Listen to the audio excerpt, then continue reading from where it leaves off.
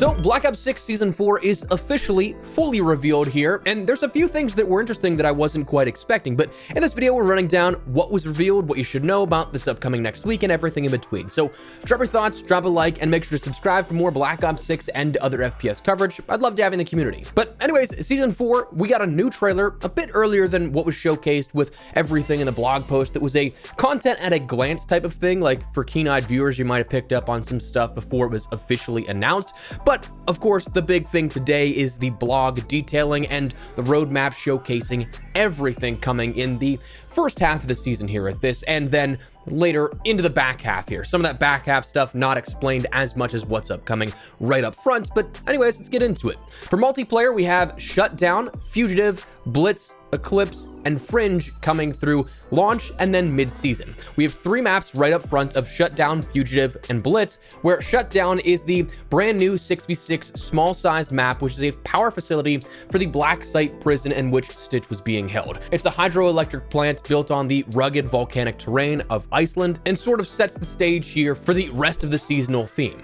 Fugitive is a core 6v6 medium-sized map, which is the CIA Black Site in the remote part of Iceland, where Stitch is actually being held. It's described that you can infiltrate the prison by climbing, zipping, and battling your way through the frozen compound, which, using that terminology of climbing and zipping, that makes it seem like, and with the mention that there's multiple different layers here of this as well, kind of reminds me a bit of like Protocol, I'm imagining, in size and layout, where you had those zips up and down different levels, and it's not necessarily a huge map, but by comparison to the other maps, it is big. And then Blitz will be the final map coming at launch, which is a new strike 6v6 and 2v2 small size map. It is the ambush site of the breakout, being set around a focal point of a bridge. Now, you can see that these 3 maps end up following a theme. Honestly, I kind of think that's pretty cool by comparison to some of the random recent additions we've seen in maps the last couple of years, so pretty cool.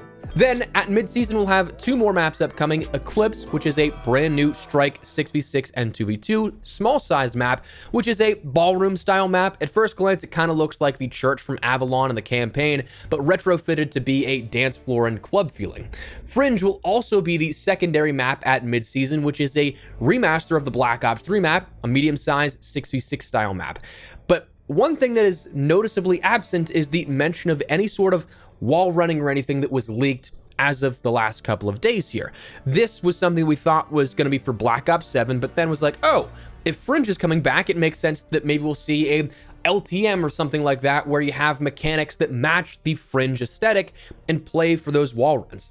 Nothing has been mentioned about that just yet, so unless it's a surprise edition, it doesn't seem like that's actually going to be where that leak is pointing towards. Now, beyond that, we have new weapons of the LC-10, FFAR, Essex Model 7, Olympia, and the Pickaxe. 2 of those will be at launch, the LC-10 and the FFAR, so both weapons from Black Ops Cold War, an SMG, and a rifle. Then in season, so before mid-season, it's going to be an event reward, as we'll touch on in a second, is the Essex Model 7, which is a lever-action marksman rifle with high damage potential. At mid-season, we'll have the Olympia as a special weapon, which is interesting. Figure that would have been classified as a shotgun, but it is a special weapon as detailed by the blog, where it's a double barrel shotgun with very high damage and a respectable range, but of course you have to reload quite a bit. Then the Pickaxe will be a one-hit melee with a medium attack speed, but a short range that it can end up doing damage in. Special weapon attachments we'll see throughout the season include the G-Grip, Strider 22 3-round burst mod, SVD full auto mod, and the TR2 CQB auto conversion. The G-Grip is a vertical foregrip with an integrated laser that's going to be coming at launch, as is the Strider 22 3-round burst mod. Now, the SVD full auto mod and the TR2 CQB auto conversion will be in season, one doing exactly what the name suggests, converting the SVD to full auto, and then the TR2 CQB conversion ends up converting your ammunition to a handgun caliber round, which makes it much faster with fully automatic capabilities rivaling that of an SMG. So that'll be interesting to see how that shifts the state of play. Operators, you have Omen as your Black Cell operator, Stitch as your seasonal operator, and then throughout the season, before mid-season, you have Ballerina, which is Eve Macaro from the upcoming John Wick Universal film, Ballerina. So a cool crossover, which we'll touch on in a second here, that actually, I think, makes sense for once. After that, for multiplayer content, you have the modes of Team Elimination, which is a twist on kill confirmed, where teams are given limited amount of lives and have to play kill confirmed on top of that. So not as novel or cool as I expected from a last team standing wins teaser, but alas, it's a new mode no less, and something I will definitely be playing, but I was kind of hoping for like a gunfight tournament or something like that.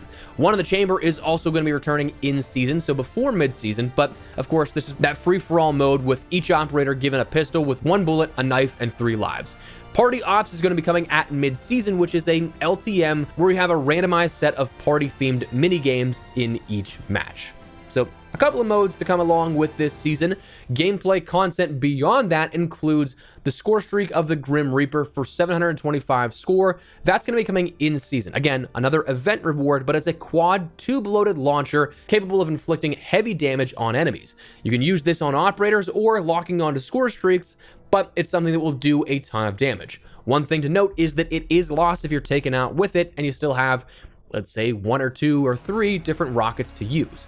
Strangely, as compared to the last couple of seasons, no perks were listed or anything like that, which is definitely interesting. So that concludes our multiplayer offering in particular.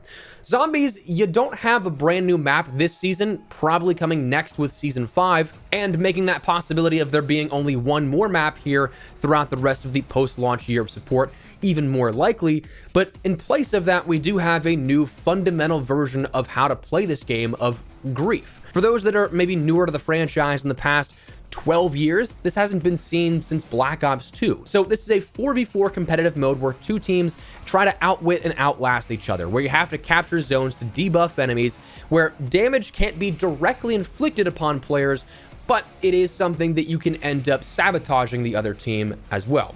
Respawns are every 3rd round, so there is a way to come back from it, but it's a game mode of indirect PvP combat, which is pretty cool. You can end up playing on a couple of different locations of Liberty Falls, Terminus, Citadel de Mor, the Tomb, and Shattered Vale. They're kind of like subsections of these to not necessarily make the whole map itself playable, because at that point, teams could just end up sticking to different ends of the map and not really coming in contact with each other at all. But this is something that takes those smaller segmented portions and directly pits you against another team of zombies players. Also, we'll see new challenges and LTMs throughout the season, where we're going to have new Dark Ops challenges at launch, where they said it's a new set of hidden calling cards. So if you're someone that wants to get that Dark Ops Mastery calling card for zombies, you now have additional ones to do on top of this that makes it a little bit easier, because that total doesn't change from what it needs to be. And it's not the full list of the Dark Ops challenges you need to complete. I forget off the top of my head how much that needs the Dark Ops and zombies in particular, just because multiplayer, zombies, and Warzone all have different numbers of Dark Ops challenges and different criteria to meet for Dark Ops Mastery. But you end up having at mid-season a new LTM called Starting Room, which is taking inspiration from the Moon Zombies map, where you're only going to be allowed in the starting room to see how long you can last. And then Abomination Challenge is a warped version of Liberty Falls, where you have to hunt down the ultra-powered Abomination. So they said you might want to have some help with that one. Solo might be a little tough. Other gameplay content and Gobblegums include the MMO mod of Shatterblast at launch, and then at launch as well are new Gobblegums of Explosive Flourish, which will, when reloading your weapon, create an explosion around you. It'll last for 2 minutes. The Flavor Hex is a legendary Gobblegum which activates a random Ultra Gobblegum, and Rain Burps is a whimsical Gobblegum where zombies burp rainbow bubbles, lasting for 3 minutes. Now, Warzone, finally, in terms of the other content here for Season 4, there's a new point of interest on Verdansk of the Overlook. This is going to be replacing the downtown skyscraper and some of the surrounding areas here of Burger Town and the SKN comms building. It looks like a new brutalist version of Nakatomi Plaza, essentially, which is interesting. And honestly, I'm really surprised we're seeing a main point of interest change like this already. I'm not necessarily saying it's bad or anything, but just surprising. You're going to have on top of this giant new skyscraper to end up exploring north and south cranes that will be able to be access points to this up top that are controllable, and you can move where they swing and everything like that. Probably just to a degree, but still having some player agency with it. The entrance and the main lobby can be locked down, so you can lock down that lobby and make people not be able to enter or exit oppositely. Maybe they're trapped in there with you, the demon of Verdansk. There's 1000% going to be an Easter egg here on this one, so definitely really bummed that I'm not going to be there day one to play this and make some guides for you guys. I'm going to be on a golf trip the day that ends up launching, so bummer that I'm missing yet again another seasonal launch, but it is what it is. Beyond that point of interest, we will have a couple of different new modes introduced where Clash is at launch going to be returning, which for those that did not get to experience it ever, it is 104 players, 15 minutes of a match, 52v52. So it's basically a large-scale multiplayer map with a lot of different modifiers played on Quarry, Boneyard, Farmland, and Promenade East. This is going to be absolute heaven for Abyss Camo grinders because, again, it's basically just a 52v52 team deathmatch with some sort of properties of like domination and other things like that, that it's just something you can focus primarily on 15 minutes in a much smaller area on any weapon you want to do, and you end up having that weapon at the beginning. So very much so looking forward to that to try and finish out the Abyss Camo grind that I've been doing on and off here the last couple of months. Havoc Royale will also be something that is coming as an LTM at mid-season, which is 44 players, 15-minute matches, and described as rule-bending modifiers twist the realities of the usual Resurgence gameplay in a chaotic and game-changing way. Casual Resurgence will also be coming at mid-season here, so 44 players with players and bots, similar to what we have now with Battle Royale Casual. You know, maybe this would be something that'd be pretty cool if you could see it come over into multiplayer at that point. I mean, that'd be fun, but if we're trying to take a more relaxed approach to everything, I wouldn't say no to even more here. Ranked play will be available for Battle Royale at launch with new rewards and gear, a new blueprint coming along with that, and a new elimination camo for the seasonal challenges. And Ranked play Resurgence will also be coming at mid-season. But what's interesting about this is that the biggest part is that they're going to be running simultaneously. One will not be taken offline for the other.